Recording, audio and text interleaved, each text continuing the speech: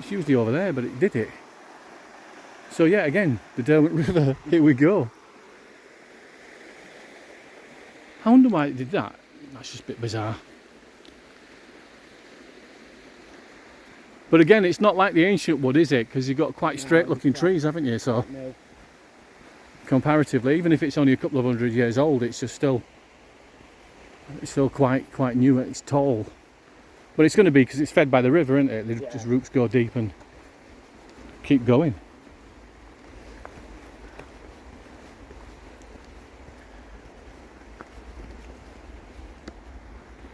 So are we heading towards Lady Bower now? Is that we are heading towards Lady Bower, we're heading upstream. Right.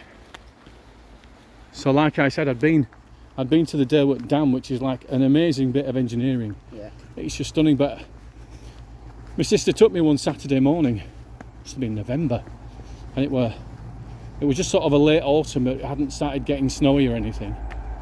And it wasn't running at that time, it was just there, just this huge wall. Which was just a shock. It was just a shock to see, like, how big it is. Yeah, and the stones, each of the individual stones are bigger than me. Hi. Hello. But I remember because it was obviously Derwent Dam that she said, and it's obviously the River Derwent that comes off, and we're at a lower part of it.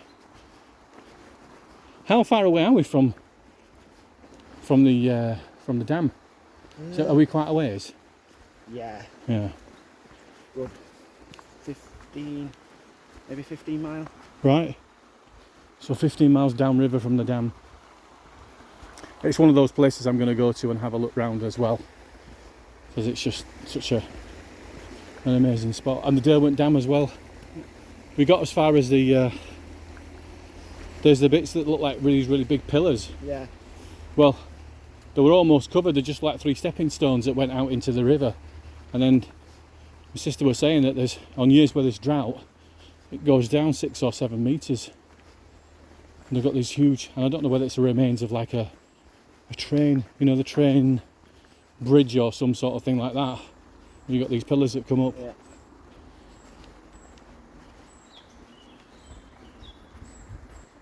It does remind me of things like Swallows and Amazons and all of these 70s films that talk about childhood, you know, pre-war childhood, when everything was sort of perfect and childhood lasted forever, playing by the river and stuff. It just makes you think of that. Look at that. It's like a pine, doesn't it? Yeah, it's a big pine. Smack bang in the middle.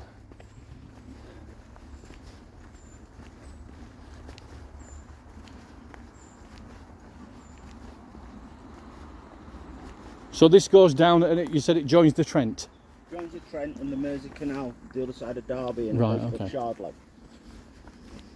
So and the walk, you said, is a 55-mile walk. Derwent Valley Heritage Way. Right.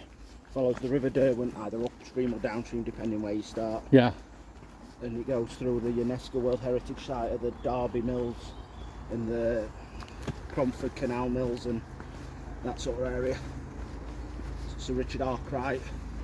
Oh right, okay, Arkwright I've heard of. Yeah, and I think he's Jedediah Strutt was the other one that built a lot of the mills in Oh Derby. right, okay. And you go past their mills. And that's in Matlock, is it? Or a lot of that, or part Some of are that's in Matlock, some are in Derby. Right, okay. Some are in between. Yeah. On the walk. But you go past the oldest mill in Britain. Yeah. Which is sort of disputed which one it is. Right, Because okay. Derby Salt Mill is the oldest. Yeah.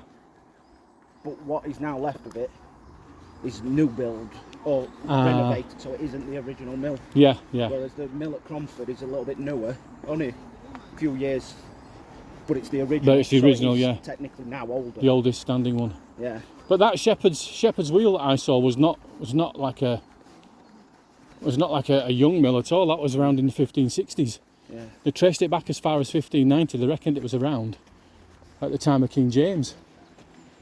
So I don't know how old these are to be the oldest in Britain. They must be a good 100 or 200 years older. Mind you, the oldest building I've seen so far is the one that I saw in Dunstable. That was Dunstable Priory. And that was in the 1200s, because they can't quite date Sheffield. Yeah. a Sheffield cathedral. They say it's in the 11th century or the 12th century, whatever, around the same sort of time. But this one's got a specific time because it was Henry I who bequeathed it to the people. Yeah. He cleared the area of Dunstable because it were bandits and highway robbers. And there's the merry men.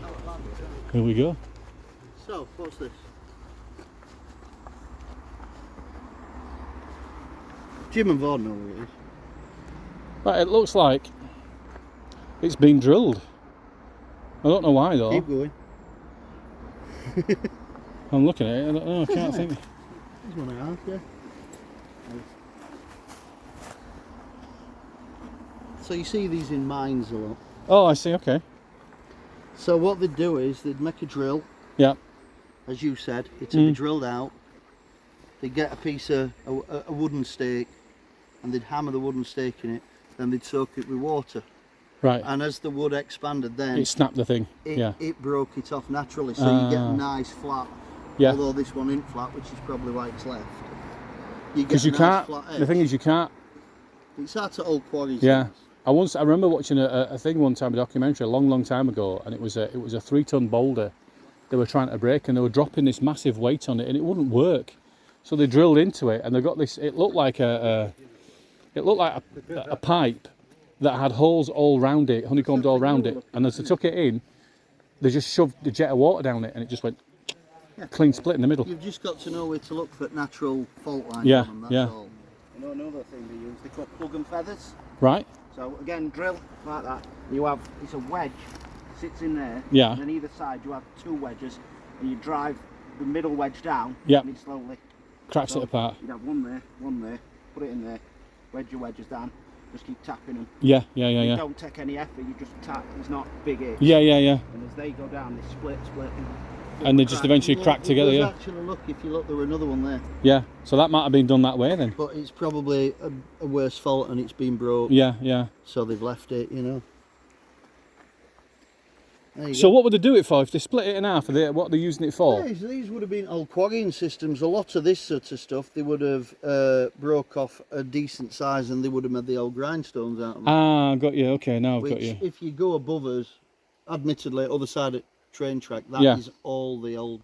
So this is like almost like a first stage of a grindstone, then, isn't it? This is the first stage. They've got it out and they mined it. Yeah, very possible. Yeah. Yeah. Okay.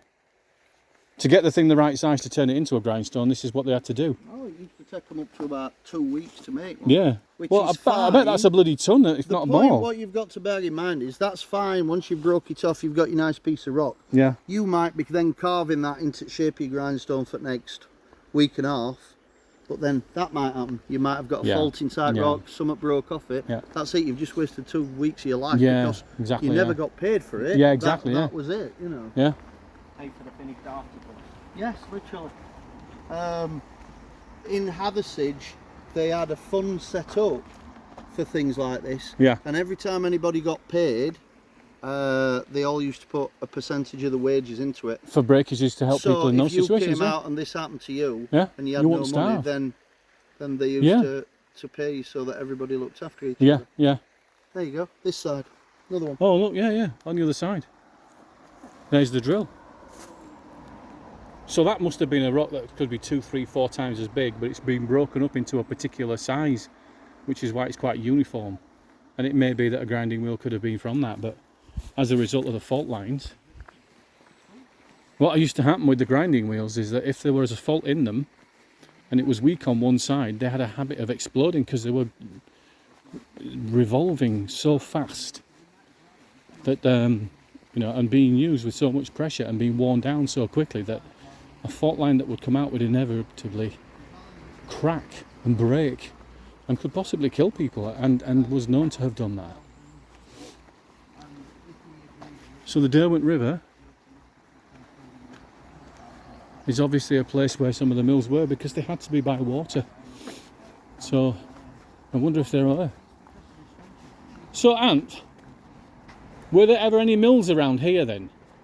Close to the river? Of course. Yeah, had to be, didn't there? Carver Mill. Yeah. One in Carver. Right. Big one in Carver, which were famous when you go past it. Yeah. It was the building that they used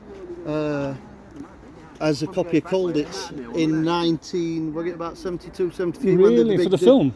The big series that used to be on the TV. Oh, right, okay. And it was filmed down there. Oh, okay. We'll have to go and have a look at that then. Definitely.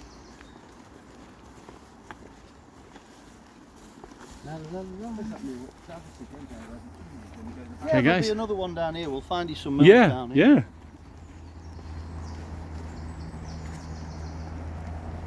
Right, guys, we'll stop that there, and I'll see you on the next one.